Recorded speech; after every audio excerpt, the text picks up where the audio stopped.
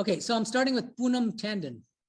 When you explained Vijnana Vedanta and Integral Advaita, you said the Vijnani sees the reality is Nirguna as well as Saguna. So as a seeker, one must dismiss the world as an illusion or embrace it like reality. Oh, I see. Oh, okay, so as a seeker, should one dismiss the world as an illusion or embrace it like a reality? So what Sri Ramakrishna taught and what Swamiji also taught, as far as I'm aware, is they said it depends on your temperament, what suits you, right? So if you lean toward Jnana Yoga, then you can practice Brahma Satyam Jagat Mithya, treat the world as a dream, and that would be your sadhana.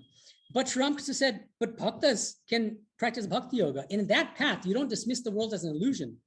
You see the world as a manifestation of God, but you still you have to renounce worldly attachments and sense pleasures, because the problem right now is we're seeing this world without God, right? The world minus God. We're attached to things separate from God. So in order to achieve the state of Vijnana, what's absolutely essential in any path is renunciation of worldly attachments, sense pleasures.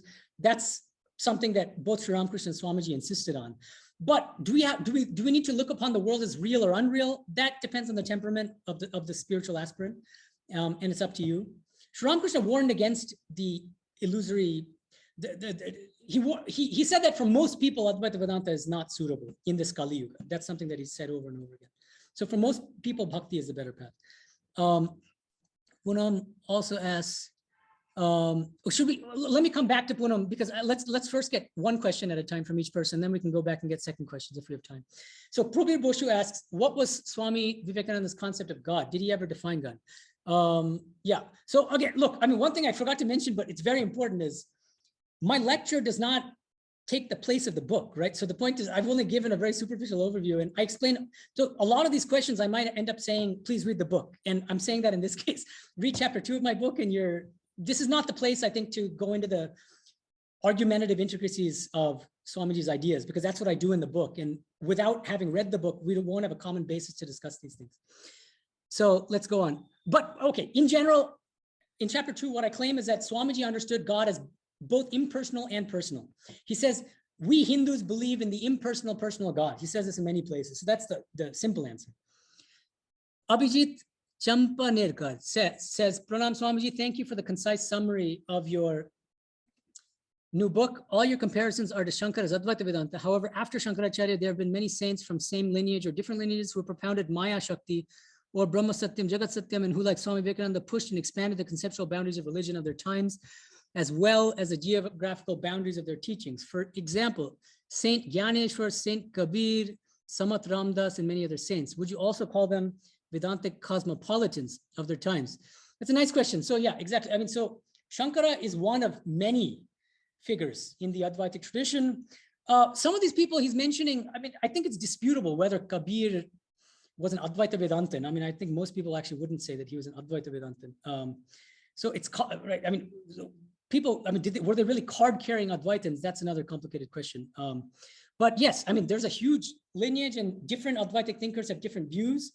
But I didn't just talk about Shankara. I talked about Shankara and his followers. So what I mean by that is, texts like Panchadashi, Vedanta Sara, Madhusudana Saraswati's texts. These are texts which all, the basic view is that the only reality at the end of the day, from the ultimate standpoint, is Nirguna Brahman. It's non-dual pure consciousness. Everything else has reality only from the conventional standpoint, from the Vyavaharika standpoint, Jiva, Jagat, and Ishvara. But that once you attain Brahma Jnana, you find that Ajata is the truth, that actually none of this actually existed, that we are that pure consciousness, right? That's what I understand as traditional Advaita Vedanta. Would I call them Vedanta cosmopolitans?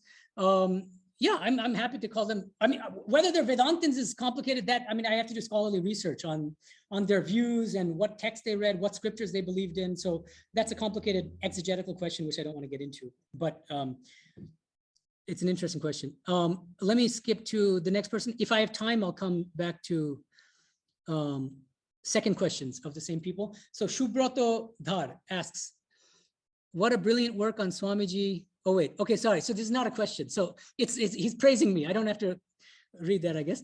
Okay. And then Pradeep Bosch is asking, but thank you, Shubhrata, by the way. So Pradeep Bosch asks, isn't supersensuous mystical experiences actually experiences available to a purified mind?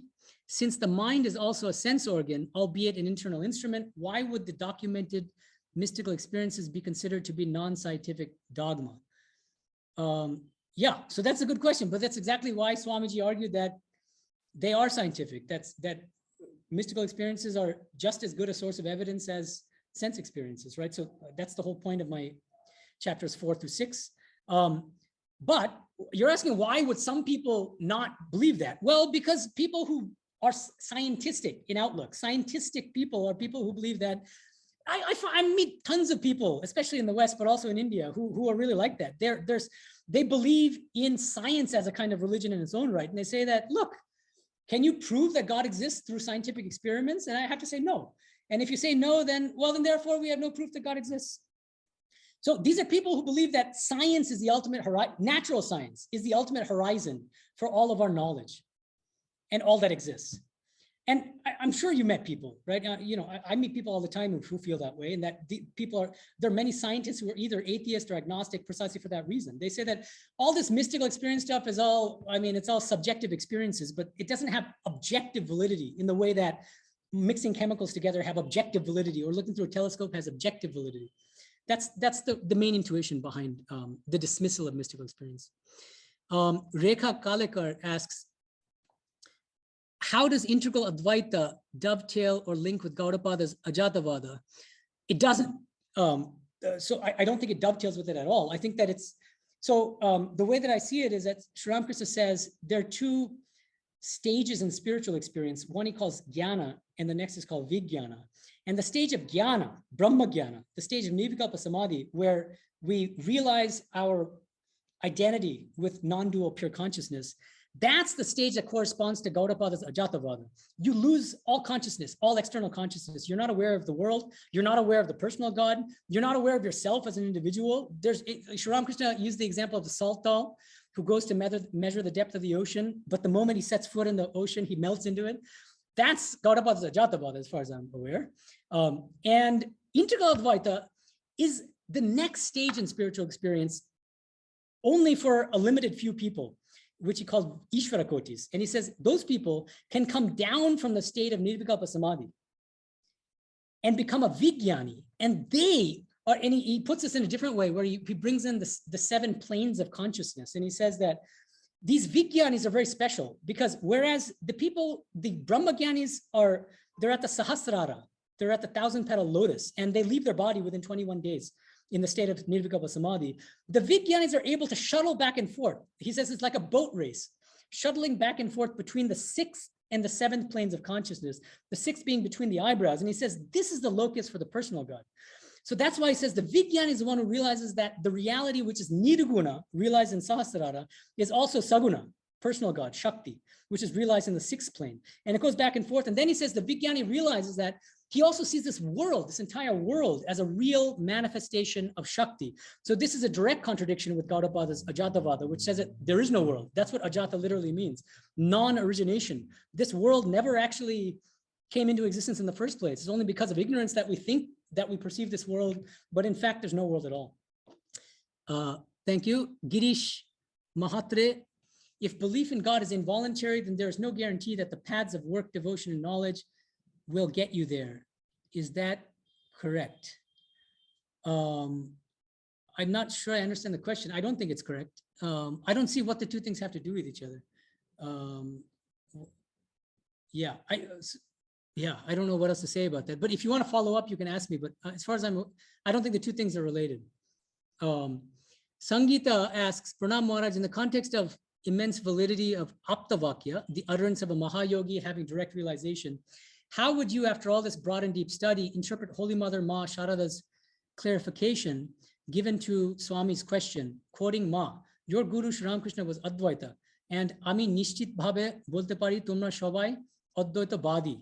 Which exact flavor of Advaita is she referring here, according to you? The world defying? I think you mean world denying.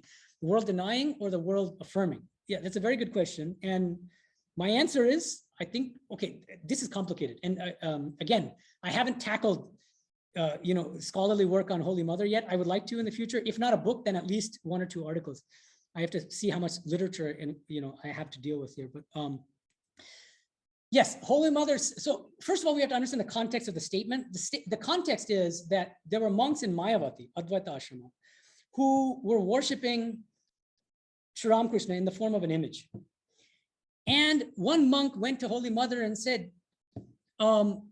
is this acceptable? Is it acceptable for people, for monks to be worshiping Sri Ramakrishna in Advaita Ashrama? Or should we just eliminate the image altogether and just, dwell on pure consciousness and try to realize our non-duality with pure consciousness? And in that context, Holy Mother says your Guru Sri Ramakrishna was Advaita. And it's very important. She doesn't say he was an Advaitin. She says he was Advaita. And the way I understand this is something that Swami Turiyanji mentions in a Bengali letter.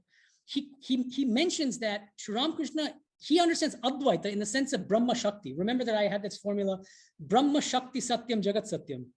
Advaita here, I take this to mean it's Brahma Shakti. Like, because Sri Ramakrishna again and again taught Brahma or Shakti Abhed. The Advaitic reality is not only Nirguna Brahman, but also Saguna Brahman or Shakti. And they're inseparable aspects of the same reality. They're just the static and dynamic aspects of the same reality. So I take it that what she meant is that, no, Sri Ramakrishna was both Nirguna Brahman and Saguna Brahman. And then she says, Swamiji wanted monks in the Mayavati Advaita Ashrama to focus on the Nirguna aspect of Thakur, the Nirguna aspect of the ultimate reality, and not to think about the Saguna Brahman, not to practice bhakti. That's what Swamiji had in the charter for Mayavati. He says that clearly. She says, so there's nothing wrong at all. In fact, you should, in Mayavati, in that ashrama, you should definitely practice Advaitic spiritual sadhana and just focus on pure consciousness. You can remove the picture of Thakur. Don't worry about having Thakur in Mayavati. Now, one thing that many people make the mistake of thinking is, therefore, Holy Mother said, don't worship Sri Ramakrishna and don't practice bhakti. No, that's a serious mistake. Now, how do we know that that's a serious mistake? First of all, there's one very authoritative statement by Swami Bhuteshanandaji, who was a great monk, a realized soul in our order, a president of our order. He has a book called Poriprashna, and in the first, it's dialogues, question answers between Bhuteshanandaji and his monastic, usually monastic, some monks were asking him questions. And one monk asked him this particular question, and I don't have it with me now, but he gave a beautiful answer. And what he said is, Holy Mother said that in the context of Mayavati, because she's saying that, yes, in Mayavati, it's perfectly valid and good to practice Advaitic sadhana in Mayavati. Then Bhuteshanandaji adds, but did she say that you should remove Thakur's pictures from Belumat and from Kakurgachi and from all the other ashramas throughout India? No. That means, the beauty of this is, think about it. If we take Advaita, the term Advaita, when Holy Mother says Thakur Advaita, if we take Advaita to mean not just Nirguna Brahman, but Brahma Shakti, the beauty of that is that it provides the basis both for the Mayavati type of Jnana Yoga type of sadhana, focusing just on pure consciousness, not practicing any bhakti, rejecting all dualism, and it supports bhakti practices, which are practiced in all the other ashramas in the Ramakrishna mission throughout India, right? Because both are equally real. There's no question of Advaita being the highest and bhakti being a lower stage on the way to bhakti. Advaita here means both Brahman and Shakti. That's how I take it. So thank you. That's a very important question. So yeah, so is Holy Mother referring to a world denying a world affirming Advaita? I think she's referring to Thakur's Vijnana Vedanta, or what I call Swamiji's integral Advaita. Apala, thank you so much for this massive and brilliant work, Maharaj, and for this wonderfully lucid and comprehensive book talk. Thank you. I was thinking about a couple of things as you presented your much more nuanced and rigorously made arguments. I was struck by the emphasis on practice that to me seems to underlie the shift from Vedantic inclusivism to pluralism. Second, I'm a bit stuck with your claim that various scientific disciplines, astronomy, chemistry, etc., have different bases or methods of verifiability. What about the fact that they all rely on fundamental theories of math and physics? And if there are those fundamental methodological changes in the basic sciences, all scientific disciplines have to change their methods. So to me, the acceptance of PP and TP seems to rely on a certain functional acceptance of others' experiences, testimonies, that to me seems like a social, collective, community-based value. Last, I'm extremely fascinated with Swamiji's endorsement of a meta position as the basis for evidence. Okay, so there's a lot here and it's a bit complicated, but I'll just mention the thing about, you're asking about whether different scientific disciplines have different methods for verifiability. I mean, you're right that a lot of the natural sciences are based in math, but biology, I mean, isn't, right? I mean, as far as I'm aware. And in fact, if you look at the contemporary philosophy of science, there's a lot of controversy about, in fact, nobody to this day, it's 2022, and for hundreds of years, people have tried to define science. Nobody has been able to. Nobody has been able to provide necessary and sufficient conditions for something to count as a science. And nobody has been able successfully to demarcate science from religion. This is not just Swamiji, this is like the mainstream philosophers of science admit that this is just the case. There's no way to define science in a way that encompasses all of the natural sciences in a way that's not question begging. So what I would say is, yeah, I mean, you're right that some of the natural sciences are based on math, but not all of them, as far as I'm aware. And the more important thing is, what Swamiji says is that for something to count as a science, it must be grounded in experience. That's the way he defines science. All sciences are grounded in experience. The ultimate verification of scientific hypotheses is our own experience. Then he expands the concept of experience to include both sensuous experience, sensory experience on the one hand, and supersensuous experience. So that's the way I see him understanding religion as a science. You have other points, but I do want to get to some of the other questions first, but thank you. Shashank, regarding science of religion, even in science, as mathematical proofs and apparatus for experiments are becoming increasingly sophisticated and almost impossible to review from first principles using only their five senses, most lay people rely on testimony from scientists and their peer reviewers to accept knowledge. Would you agree that this is not too different from accepting realizations of mystics and their peers? Exactly. So this is exactly how Swamiji defends TP, the principle of testimonial proof. Even ordinary people on a day-to-day basis, as I said, newspaper articles, scientific studies, history books, we all accept testimonial evidence all the time. And so Swamiji says, why shouldn't we accept the testimony of mystics as long as we have no good reason to think that these mystics are deliberately trying to deceive us or are crazy or on drugs or something like that?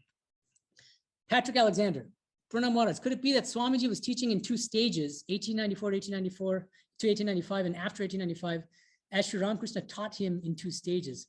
No, but the reason is because, remember, the two phases that in the context of chapter 2, when I talked about how Sri Ramakrishna groomed and trained Swamiji in the two phases. The two phases were, number one, shifting Swamiji away from the theism of Brahma Samaj to traditional Advaita Vedanta, Brahma Satyam Jagat Mithya. And the second phase was moving Swamiji away from traditional Advaita Vedanta, Brahma Satyam Jagat Mithya, to integral Advaita, otherwise known as Vijnana Vedanta, Brahma Shakti Satyam Jagat Satyam. So that has nothing to do, or very little to do, with the two phases that I talk about in chapter 3. So, but it's good that you bring that up. Don't confuse the two phases that I talk about in chapter 1 of my book with the two phases or the three phases in the evolution of Swamiji's views on the harmony of religion talked about in chapter 3 of my book. Nivedita Mukherjee asked, can we get a copy of the presentation? Thanks for a wonderful enlightening talk. Okay, thank you. I can send it to Sarvapriyanandaji. Okay, then, okay, Bill is asking, if there's only intellectual assent, there must still be a difference between those who do spiritual practice and those who don't. Those who do are different from atheists.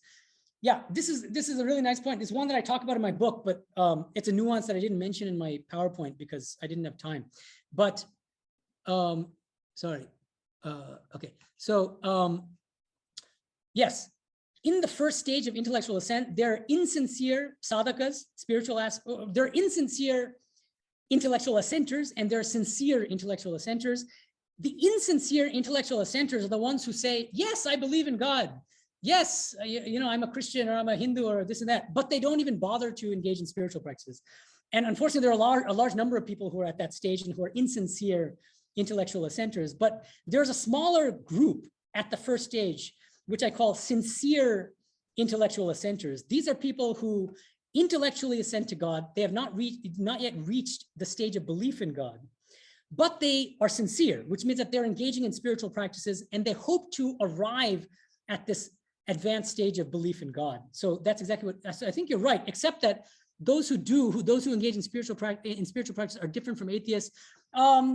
I think Swamiji, at his most provocative, he says, until you have actually attained either God realization or genuine belief in God, you are no better than an atheist in the epistemic sense. I mean, certainly Swamiji will say that if somebody who is at the first stage of intellectual ascent, but is a genuine sadhaka, is actually engaging in spiritual practices, he's much better than somebody who is just an atheistic materialist and is just engaging in sense pleasures. And that's certainly true. But if you define atheism as believing that God does not exist, that really does seem to be the position of people at the first stage of religious faith, the intellectual centers. These are people, we all, until we attain the second stage of faith, we all really do believe that God does not exist, even if we don't like to believe that. It's a disturbing thing to believe, to think about, but we intellectually assent to God's existence, but we don't believe in God until, by God's grace, we attain a sufficient level of purity of mind,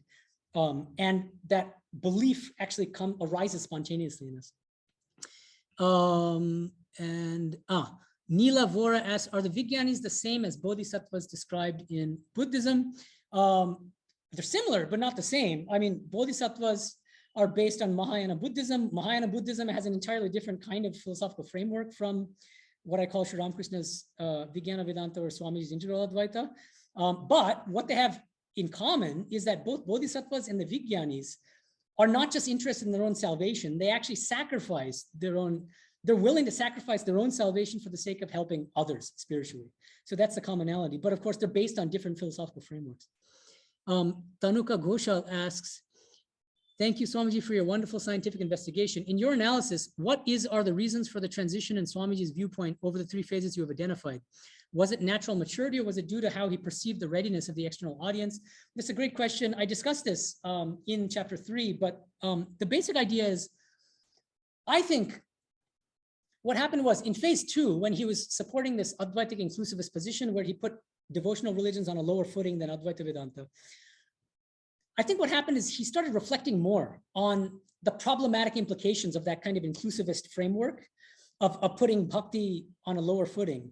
And he started reflecting more on the teachings of his guru, Sri Ramakrishna. And as I mentioned, it's not a coincidence that it's in his lecture, My Master, which is one of the few places in the complete works where he explicitly talks about his guru, Sri Ramakrishna, both the life and the teachings of Sri Ramakrishna, where Swamiji explains an entirely different way of thinking about the harmony of religions. And he says, each religion corresponds to one or more of the 4 yogas, and each of the 4 yogas is a direct and independent path to moksha. So I think that he was reflecting more about the problematic implications of this hierarchical view with Advaita at the top, and that's why he moved away from it. There's one place in My Master where he says, we do not want to adopt what he calls the patronizing view that some people have, the wonderfully patronizing view. He's sometimes kind of sarcastic. He says, we should not adopt the wonderfully patronizing view that that my religion is the fulfillment of all things, and that other religions are prehistoric bits in an evolution leading up to the highest standpoint, which is my own.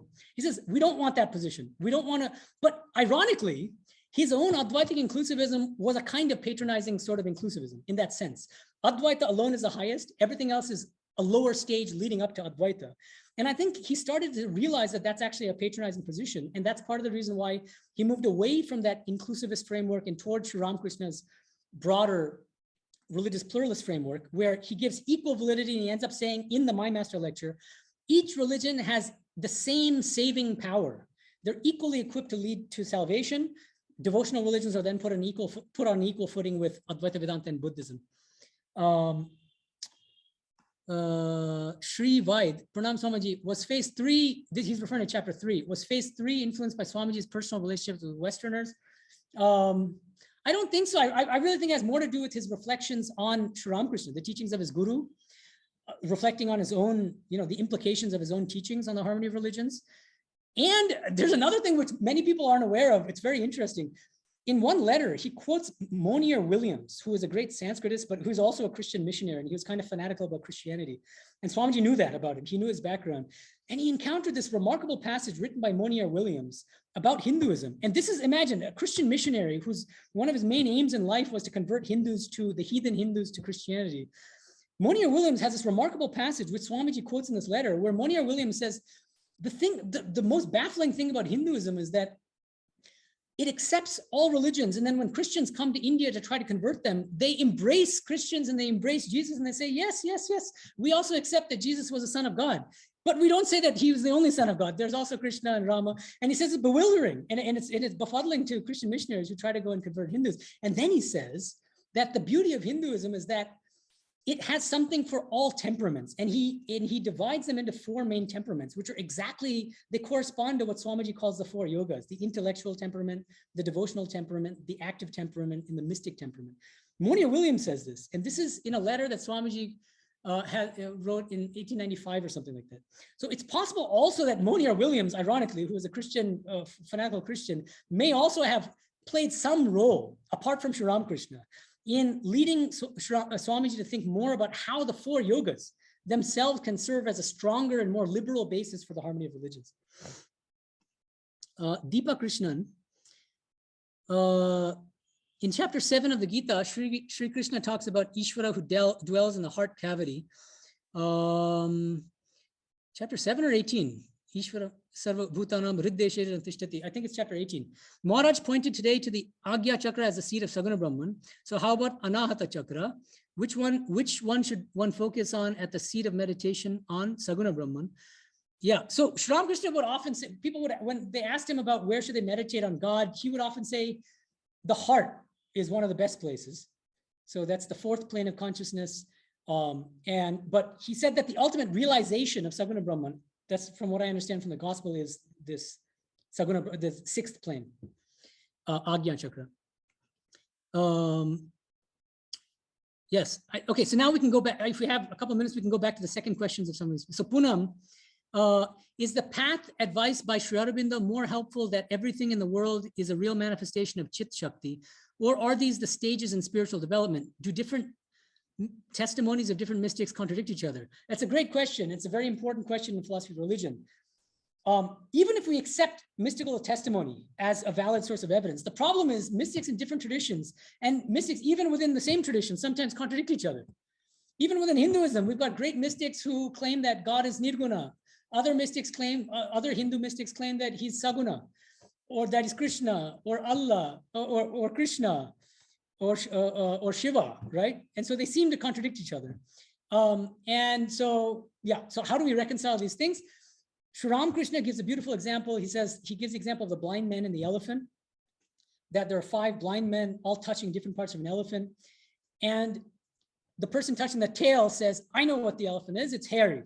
And then the person touching the trunk says, no, you're wrong. The elephant is actually hard and scaly. And it goes on, they fight with each other. There's one person who can see. And that person is the one who can see that they're all right and they're all wrong. They're all right because they're all making contact with real aspects of the elephant, but they're all wrong in overgeneralizing and taking the one aspect of the elephant that they're touching to represent the elephant as a whole. Who does the person with sight represent? It's Sri Ramakrishna's Vijnani. The person who sees the ultimate reality, not just as Nirguna, but also Saguna. And he has another example with the chameleon. So there's one person, so most people, they go to the chameleon at a particular time, they see the chameleon either as green or as yellow or as red. Another person goes and sees it as colorless. There's one person who's sitting under the tree 24/7, he's there. He's the one who's in a position to see that the chameleon is everything, red, yellow, green, blue, and sometimes colorless. So again, he's the Vijnani. So on the spiritual basis of Vijnana, which Sri Aurobindo also strongly believed in, he was able to harmonize what seemed to be conflicting mystical testimony, but in fact, it's not. It turns out to be complementary. Different mystics are describing different aspects of one and the same infinite divine reality.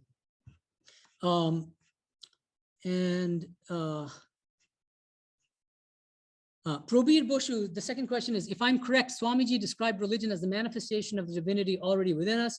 Can you please discuss how it fits into Swamiji's religious philosophy and in your book? This is another one of those questions where my answer is read section, I think it's section 4 of chapter 2. I discussed this. I just didn't have time in my PowerPoint presentation, but basically, Sri Ramakrishna taught Swamiji a very, very momentous teaching, Shiva Jnane Jiva Seva. Serve everyone in a spirit of worship by seeing God in everyone. And what I claim is that the metaphysical basis for this ethics of social service is integral Advaita, the idea that this entire world is a real manifestation of God. If the world is unreal, it's impossible to ground that kind of spiritual ethics, right? But if you take the world to be a real manifestation of Shakti, then suddenly you can literally serve every single human being as a real manifestation of God. That's a short answer, but please read chapter 2 for a fuller answer. And then, okay, so Abhijit Champanerkar is asking, can we understand the term Vedantic cosmopolitanism as combining Vijnana Vedanta plus harmony of religions, both based on teachings of Sri Ramakrishna. Would that be an accurate interpretation, or are there more components to Vedantic cosmopolitanism? Yeah, again, I mean, I don't want to oversimplify this. Is the reason why I wrote a 425-page book. The whole book is explaining Swamiji's Vedantic cosmopolitanism. Some of the main aspects are, I call it integral Advaita. And one aspect of the integral Advaita is his doctrine of the harmony of religions. But another crucial component of his Vedantic cosmopolitanism is how does he synthesize ideas and arguments from both India and Western philosophical traditions to develop new and original philosophical positions. That's a crucial aspect of his Vedantic cosmopolitanism. That's a third thing, which you didn't mention, but which is very important in my book. And let me go down and, okay, I think I've covered most of the questions. Am I right? Have I missed anything, Maharaj or anyone else? I think you've got it. And I think that was really intense. What a magnificent presentation. So, and that really creates a taste for, look forward to the book itself. I was just thinking, when the first book came out on Sri Ramakrishna, I thought that if Ayan Maharaj does not do one thing more in his life, he has done more than enough with that first book itself. But he did not stop there, luckily. He has produced this magnificent next book on Swami Vivekananda, which we are now all looking forward to reading. And he has now created the taste in us for a third book on the Holy Mother sometime in the future, definitely. And actually, I have requests, from monks telling me, tell Ayan Maharaj to do something on the Holy Mother. The only problem, let me just be, I'll say it very quickly, but the problem is with Sri Ramakrishna, we have the Gospel of Sri Ramakrishna, over 1,000 pages, Leela Prasanga. In the case of Swamiji, we have 9 volumes. In the case of Holy Mother, it's harder to find material, actually. There is material, but especially philosophical material.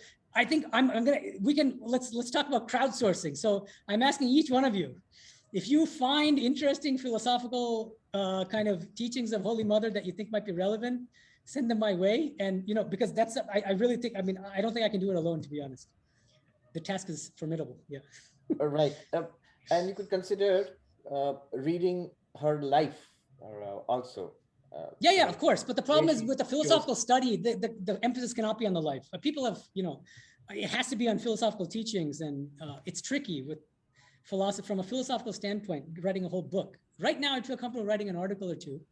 But as I said, if you guys can convince me that there's enough material to write another book, I would be very happy to do it. Sure, but I was thinking of like Swami Vivekananda said about Sri Ramakrishna, he was content to live that life, wonderful life, and I read the meaning of that life.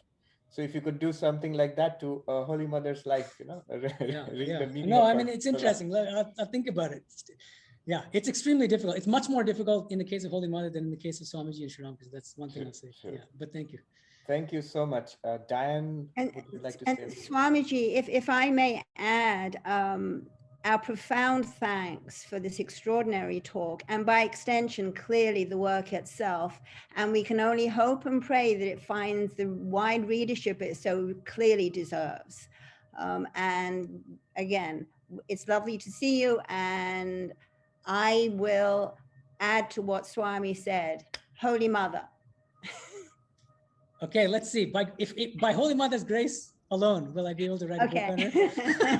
So I'm putting the responsibility on her rather than on my shoulder. And also thank you for being so generous in answering all of these questions. You've been very generous with your time. They're very thoughtful questions. Thank you so much. Yeah. Oh, we should start. We should end with the mantra, I think so. Om Shanti Shanti Shanti Harihi Om Tat Sat Shri Ramakrishna Parnamastu.